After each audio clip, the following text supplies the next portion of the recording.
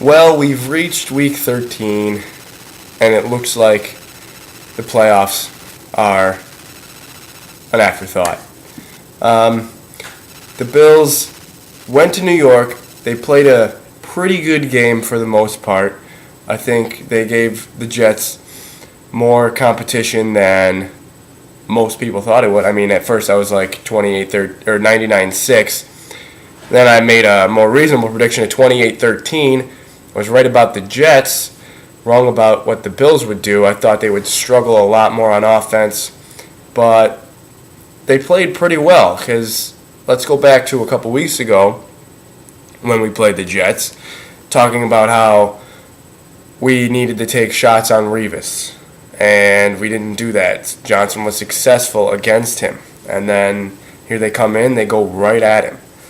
And Johnson has easily the best game anybody's ever had against Revis, maybe in his career, definitely this year. And I believe he gave up his first touchdown to Johnson. So let's start with the touchdown because I know that's what everyone wants to hear about. Johnson did his little thing, and whatever. Who cares? It's a stupid touchdown dance. And he should know not to go to the ground on the little jet thing. He should know that. That's his fault. That is his fault. I don't care that he got fined for his...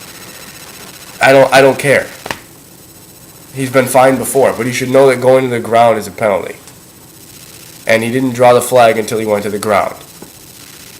He would have got fined for the gun thing anyway, so it doesn't make a difference. But he was stupid to go to the ground because he knows the rule. Now, is it his fault that the Bills came back and Rayner botched an onside kick? No. Yeah, you could say there's a cascading effect. If he doesn't do that, we kick off from the 35 and Rayner just boots it. Okay. We kick off from the 20 and there's he botches the squib, I guess, because they don't want to kick it deep to McKnight. Understandably so, McKnight's the best kick returner in the league according to yardage-wise. Look it up. So it's not his fault that Rayner booted that. It's not his fault that Cersei missed coverage on the Plax TD. I mean, we almost even got that kickback. Ruvell Martin was so close, but you could... I hope this is making sense, because you could say it's his fault that all that happened, Johnson's fault, but it's really not. It's not his fault the defense didn't come out and execute. Mind you, a short field. But stop him. Stop him. It is Johnson's fault at the end that he dropped that pass. I don't care that Fitz and him weren't on the same page or whatever he wants to say. It hit him right in the hands. He's got to catch it, and he's got to score a touchdown on that play. Or at least get to the 10. It's twice in 2 years this guy has single-handedly cost us at the end of the game. I love Steve Johnson. I have his jersey. He's awesome. Totally cool guy. But, I mean, you're an unrestricted free agent in a contract year, and you come out and make a play like that. And drops are going to happen, but you just can't let them happen at critical points of the game. And that's exactly what he did. I don't blame him for the second one in the end zone. Fitz was on the run, throwing it, and that you can't blame anybody for that play, really. Johnson would have had to be superhuman to reach back and catch that ball. And Fitz, it was a tough throw for Fitz. Could have been made, I suppose. It wasn't. But how about the play of Brad Smith at wide receiver? I was a little bit encouraged by that. We didn't know this guy was really a wide receiver, but he showed some size. He made a great play on an underthrown ball by Fitz to score that touchdown. I think he was just trying to knock it down, but it got batted up in the air, catches it, touchdown, whatever, they all count. He looked like he on that last play in the end zone, one of those last plays in the end zone, where he had single coverage on Cromartie, he looked pretty good. He was there. Cromartie made a good play on the ball and knock it loose, but I think Smith could have caught that. So that's encouraging because we're short on wide receivers and he makes a lot of money, so if they can use him as one, that'd be beneficial. But I think the primary reason we keep losing is defense. I know you can say we're not scoring points and whatnot, but we're allowing a ton of points and a ton of yards.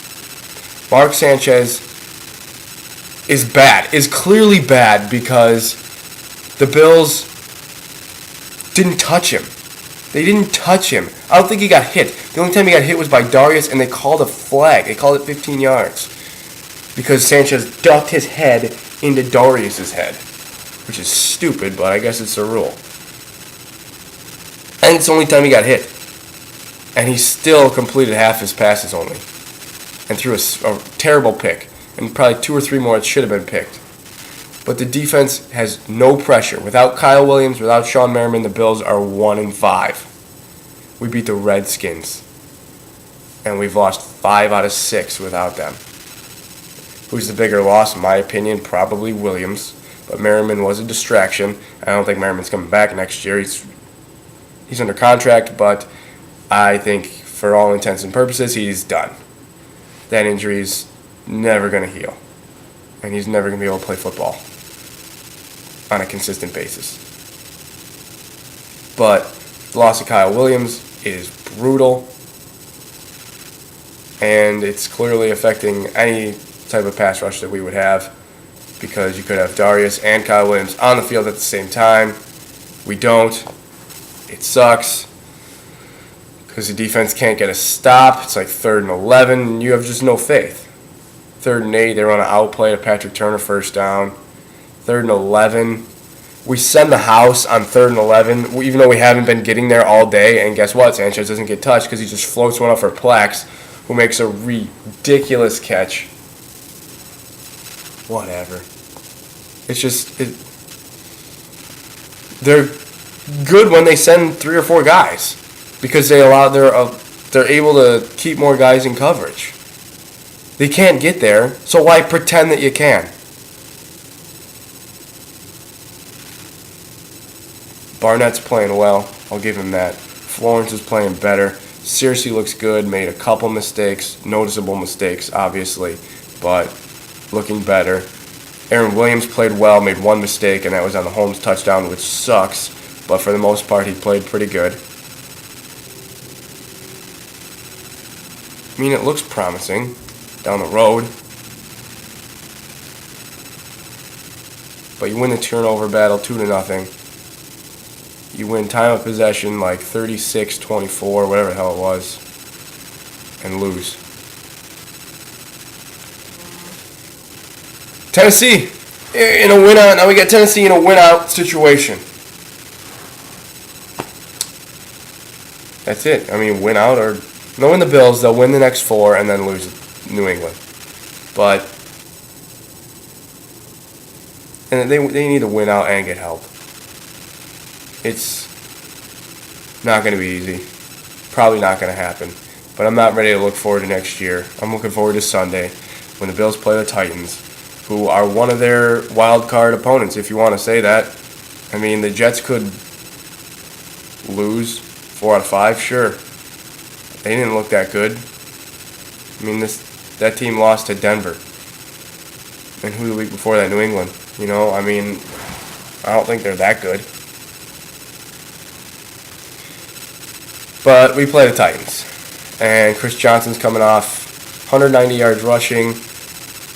Will that continue? I think the Bills will bottle him up for the most part. Honestly, I do. Just because I think you would rather have Hasselbeck beat you, even though Hasselbeck's a crafty veteran, capable of shredding the Bills. I think the Bills' corners are better than the Titans' wide receivers, Nate Washington, Damian Williams. It's got to be physical with them. I don't think they're that good. They're deep threats, that's for sure.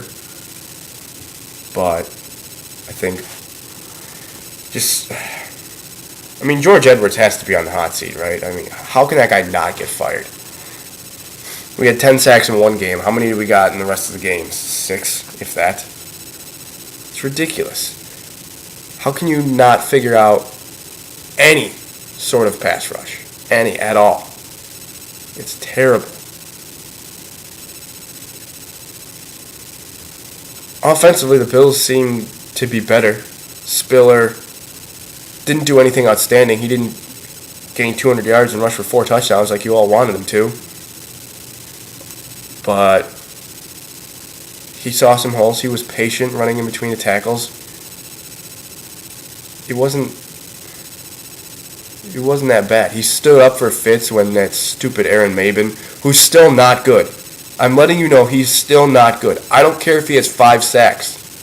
He's still not good. He has to start here and then run around all the way here and then do a circle and then get to the guy. It works sometimes. It's not going to work all the time. Relax. He's not that good. Remember, he got cut before the season started. He's not that good. He sure knows how to celebrate his other teammates' accomplishments, though. Loser. But the line played better. Hairston looks okay. Demetrius Bell is gone. He's probable. Practiced for 2 straight weeks. Didn't play. He's gone. He's a free agent after this year. He's as good as gone. See ya. Out the door. Hairston's your left tackle. I don't mind it. He's playing all right. Still a rookie. But I'd like to see the Bills get back to running the ball with Spiller. Still want to see what he has, because that opens up other things in the passing game. When you abandon the run, Spiller's a good enough distraction in the backfield because of his speed, because of his, deep threat ability or, big play ability. He's enough of a distraction. And I think the Bills can take advantage of that. Bills are 4-1 at home this year. 1-5 on the road. Haven't won since week 1. It's been tough. It's been tough to sit through, I know. Just this collapse. Collapse in 2009. Just, when does it end? I felt like Sunday was a microcosm of 12 years of Buffalo Bills football. Just give us hope and then snatching defeat from the jaws of victory. That's what we do.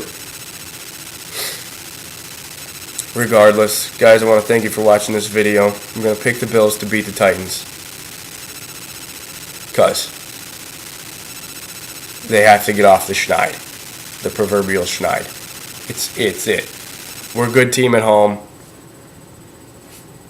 We're capable of beating the Titans. We will beat the Titans by a score of 23-17. Winner. Chicken dinner. And then they'll give us more hope for the playoffs and then probably blow it. But like I said, guys, thanks for watching this video, for coming this far if you did. You know the thing, the Twitter handle, that's it, down there, same as my username.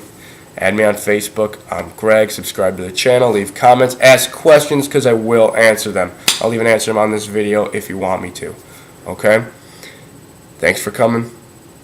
We'll see you guys next time. Enjoy a good weekend. Go Bills!